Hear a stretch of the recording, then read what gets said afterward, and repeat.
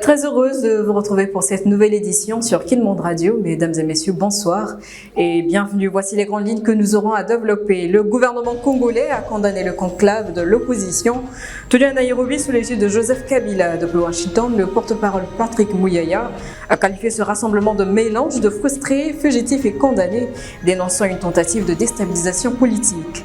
Et le gouverneur Daniel Bumba a lancé les conférences budgétaires 2026, appelant à un budget réaliste et ambitieux pour Kinshasa.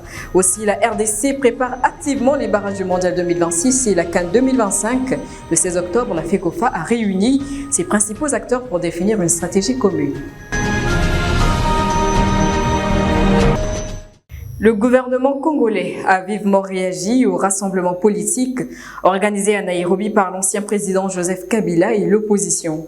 Depuis Washington, le porte-parole Patrick Muyaya dénonce un mélange de fugitifs et de frustrés réunis dans une ville qu'il qualifie de foyer de complot visant à déstabiliser la RDC. Kinshasa réaffirme sa volonté de préserver la stabilité par le dialogue national. Régine Matata nous en dit plus. Le gouvernement congolais a vivement réagi contre les conclaves de l'opposition organisés à Nairobi sous l'impulsion de l'ancien président Joseph Kabila. Depuis Washington, le porte-parole du gouvernement Patrick Muyaya a sévèrement critiqué cette initiative, qualifiant ces rassemblements de disparates, regroupés selon lui, fugitifs, condamnés, figures politiques frustrées. Ce n'est pas une priorité pour nous, c'est une question accessoire, a-t-il déclaré à la presse, minimisant la portée politique de cette réunion.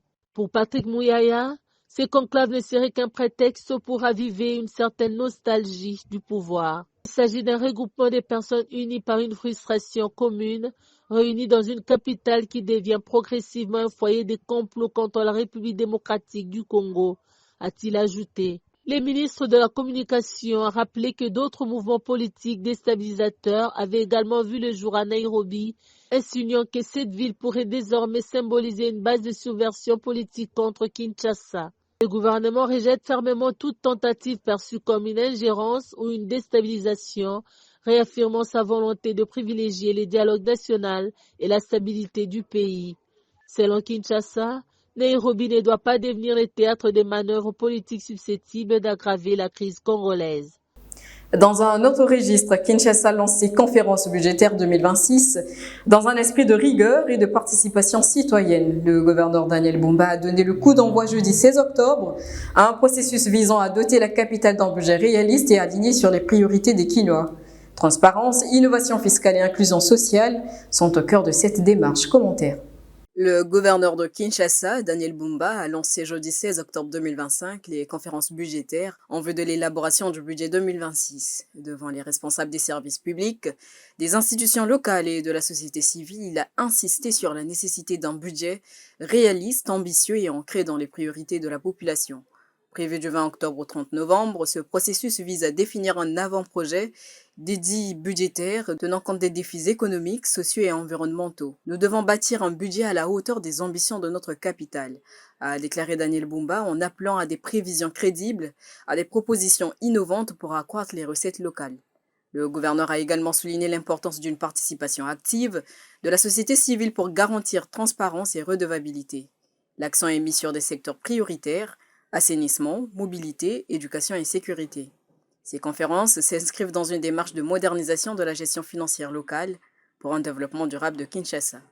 En société, braquage avorté jeudi matin à l'agence Rawbank du rond-point Victoire à Kinshasa. Un groupe d'assaillants lourdement armés a tenté de s'introduire dans les locaux avant d'être rapidement neutralisé par les forces de sécurité. Aucun dégât ni perte humaine n'est à déplorer si l'intervention a été saluée. L'incident relance néanmoins le débat sur la montée inquiétante de l'insécurité dans la capitale. Commentaire de Patrick Leconnier rendu par Régine Matata.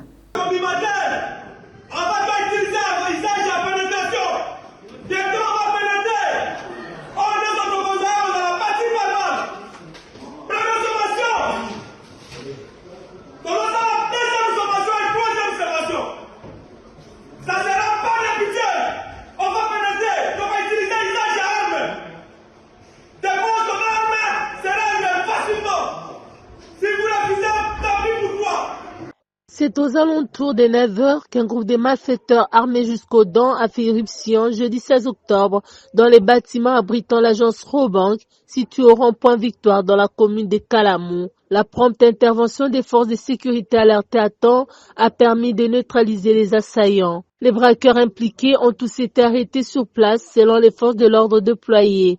Une enquête est en cours pour identifier leurs complices éventuels et déterminer s'ils sont liés à d'autres actes criminels récents dans la ville de Kinshasa. La Robank, de son côté, a rassuré ses clients qu'aucune perte matérielle ni humaine n'a été enregistrée. Mais au-delà de l'événement qui donne l'impression d'être déjà jeté dans les oubliettes, il faut soulever ici l'épineuse question de l'insécurité qui gangrène la ville-province de Kinshasa. Il ne se passe plus un seul jour sans qu'un cas de braquage soit soulevé. Les autorités ayant en charge la sécurité des personnes et leurs biens sont interpellées alors que la situation semble se trouver jusque-là à un stade maîtrisable. On va dans la banque, dans la Robank. On va en Allemagne. Ah, parce qu'on a banque, on a pour nani.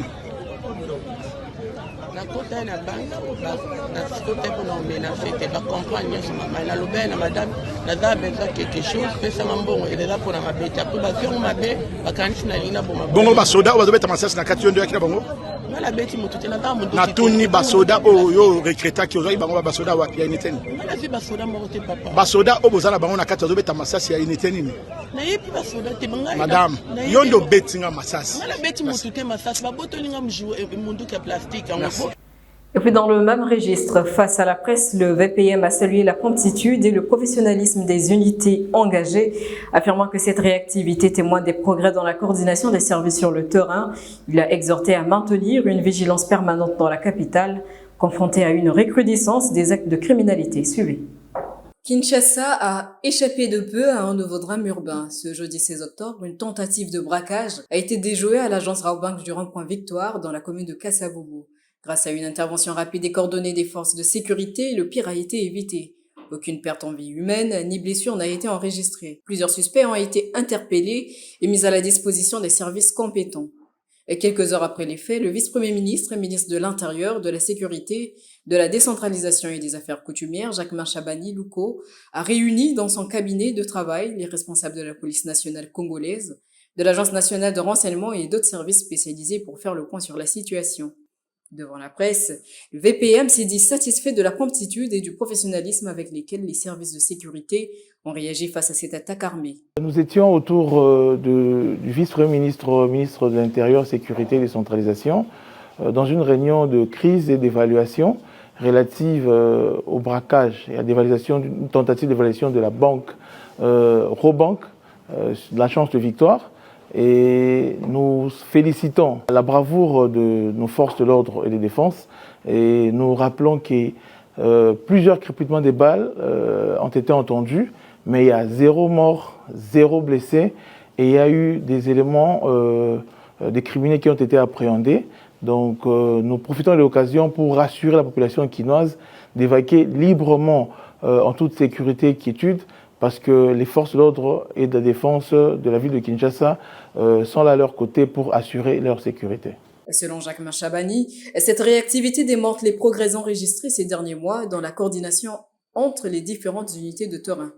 Il a dans la foulée félicité les agents impliqués dans cette opération et a appelé à maintenir la vigilance dans la capitale, où les braquages et les actes de criminalité urbaine demeurent un défi majeur. Le chef de la sécurité intérieure a réaffirmé la détermination du gouvernement à garantir la sécurité des citoyens et la protection des biens, rappelant que ces 2 axes constituent une priorité absolue du programme d'action en cours. Les services de sécurité poursuivent les enquêtes pour identifier et démanteler les réseaux susceptibles d'être liés à ces tentatives de braquage. Cette opération réussie renforce la confiance entre la population et les forces de sécurité, souvent critiquées pour leur lenteur d'intervention. À la Victoire, les habitants saluent la réactivité des policiers qui ont, selon plusieurs témoins, agi en quelques minutes pour sécuriser la zone et protéger les civils. Toujours en société, à Kinshasa, dans la commune de Mangafula, la pluie n'est plus source de soulagement mais de peur. Sur la route Kimwenza, au quartier Jamaïque, chaque averse provoque inondation, perte matérielle et détresse chez les habitants au Benmujinga.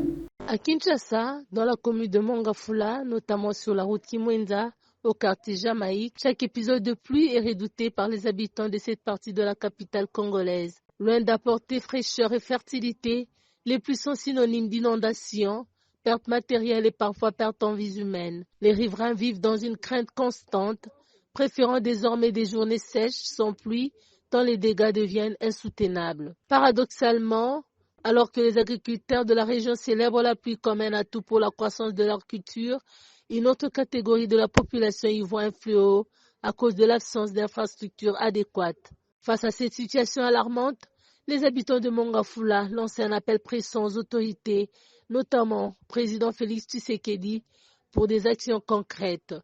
Ils demandent une intervention rapide de l'État afin de mettre en place des mesures de protection et d'assainissement pour que la pluie redevienne ce qu'elle est censée être, une bénédiction.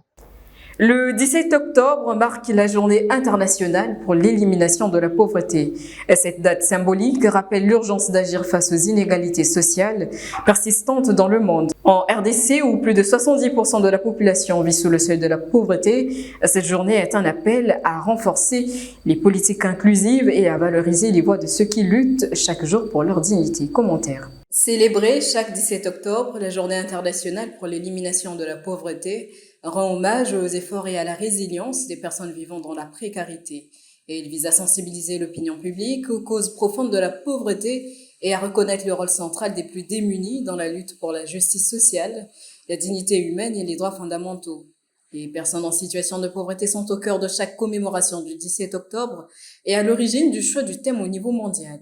C'est une occasion de faire entendre les préoccupations les plus pauvres et de reconnaître qu'ils sont en première ligne dans le combat contre la pauvreté, souligne un rapport du secrétaire général des Nations Unies. Chaque année, le département des affaires économiques et sociales des Nations Unies, en partenariat avec des organisations telles que Agir tous pour la dignité, Carmonde, coordonne des initiatives à travers le monde. Forums, manifestations et campagnes de sensibilisation marquent cette journée de mobilisation globale. En République démocratique du Congo, où le taux de pauvreté atteint 72,9%, cette commémoration prend une résonance particulière. Malgré la richesse minière du pays, les inégalités persistent, notamment en raison d'une faible création d'emplois durables et de profondes faiblesses structurelles.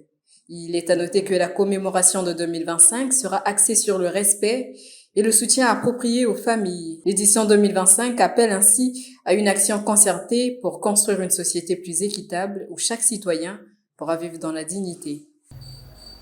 Et puis en sport, la FECOFA a réuni ce jeudi 16 octobre à Kinshasa les principaux acteurs du football congolais pour lancer officiellement la mobilisation en vue des barrages du Mondial 2026 et de la CAN 2025. Une réunion stratégique entre le comité de normalisation, la direction technique nationale et le staff des Léopards qui marque une nouvelle étape dans la préparation des échéances décisives pour la RDC. Les détails, c'est avec Blanchard Moudel. La République démocratique du Congo active ses leviers pour les échéances majeures à venir.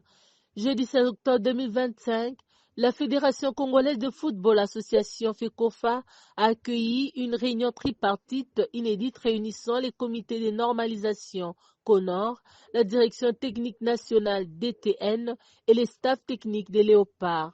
Présidée par Lisette Mavungu Tamba, membre du comité de normalisation, et le secrétaire général Jean-Marie Mbouyi, cette rencontre avait pour objectif de coordonner les préparatifs des barrages du Mondial 2026 ainsi que ceux de la CAN 2025 prévus au Maroc. Autour de la table, 3 figures clés du football congolais, les sélectionneurs managers Sébastien Desabre, le directeur technique national Médard Loussadissou et le directeur du football Erita Ilunga. Ensemble, ils ont posé le base stratégique pour une qualification historique à la Coupe du Monde et une campagne réussie à la prochaine CAN. Le comité de normalisation, conduit par Belinda Lutandila, a renouvelé son soutien indéfectible aux Léopards, saluant par ailleurs l'appui du président Félix Tshisekedi et du gouvernement dans ces dynamiques de performance. Pour rappel, la RDC figure parmi les 4 meilleurs deuxièmes des éliminatoires africaines et affrontera le Cameroun en demi-finale de barrage. En cas de victoire,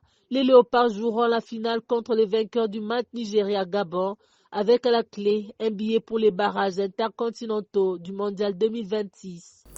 C'est par cette information que nous mettons un terme à ce journal, mais avant de le quitter, le rappel des titres. Le gouvernement congolais a condamné le conclave de l'opposition tenu à Nairobi sous l'égide de Joseph Kabila. Depuis Washington, le porte-parole Patrick Mouyaya a qualifié ce rassemblement de mélange de frustrés, fugitifs et condamnés, dénonçant une tentative de déstabilisation politique. Et puis le gouverneur Daniel Bumba a lancé les conférences budgétaires 2026, appelant à un budget réaliste et ambitieux pour Kinshasa. Et ayant fait la RDC, prépare activement les barrages du Mondial 2026 et la CAN 2025 le 16 octobre. La FECOFA a réuni ses principaux acteurs pour définir une stratégie commune. C'est la fin de ce journal, mesdames et messieurs. Merci de l'avoir suivi. Les formations étant continues sur www.actu10.com. Je vous dis au revoir et à très bientôt.